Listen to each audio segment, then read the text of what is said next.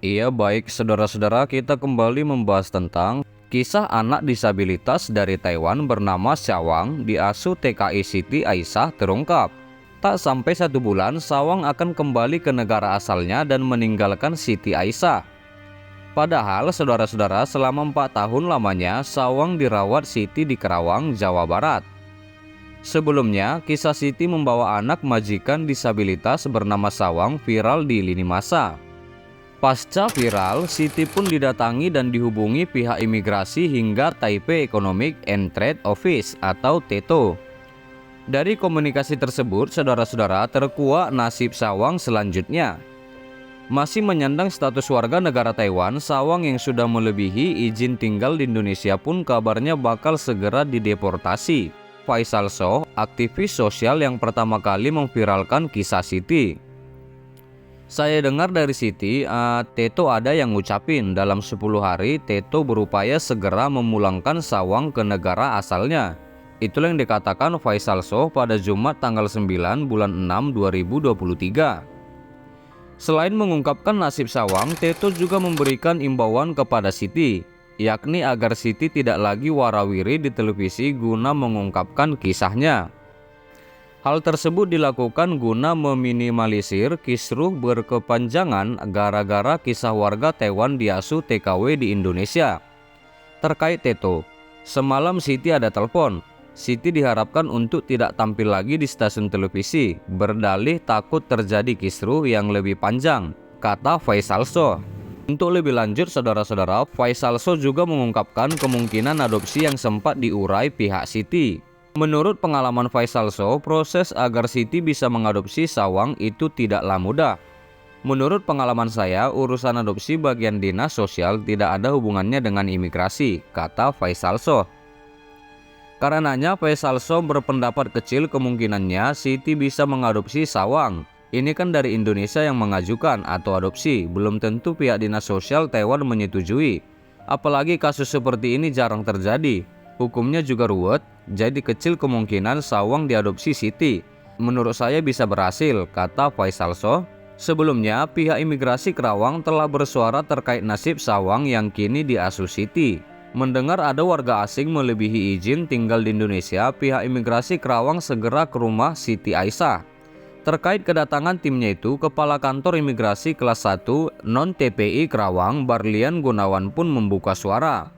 Terkuak beberapa fakta perihal nasib Syawang ke depannya. Untuk diketahui saudara-saudara, Syawang datang ke Indonesia pada 6 Juni 2019 dan menggunakan bebas visa kunjungan atau BVK.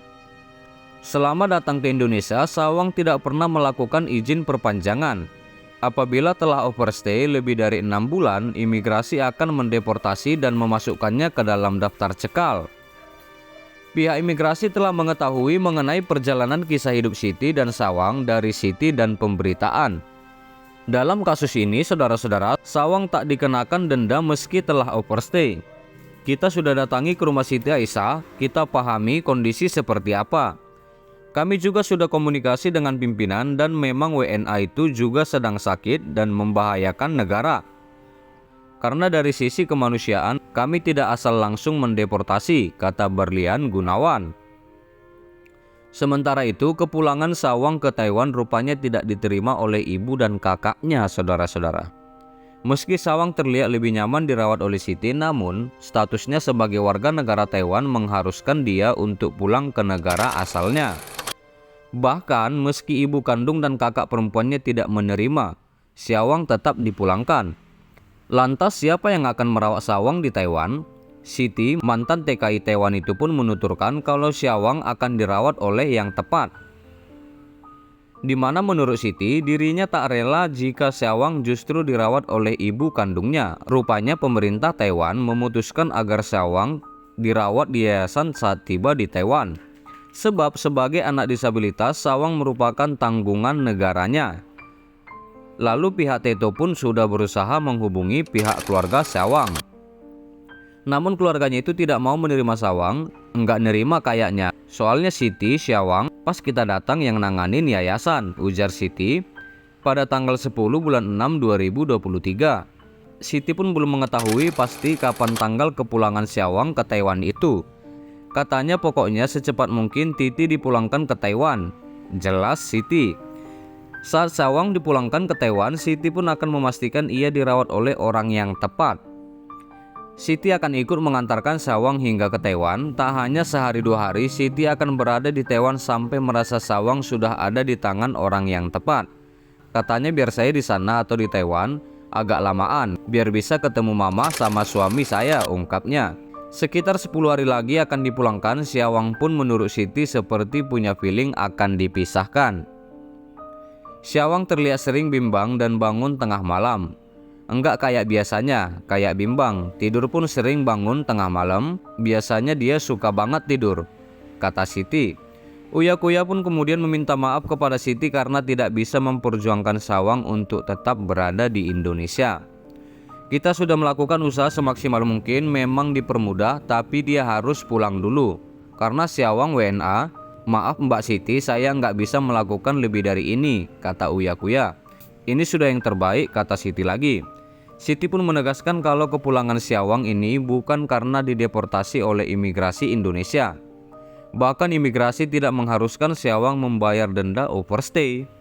Imigrasi juga akan membantu Siti jika ingin mengadopsi Syawang, namun keputusan dari pemerintah Taiwan, Syawang harus dipulangkan. Sehingga Siti dan Syawang pun harus dipisahkan setelah 10 tahun bersama ya saudara-saudara.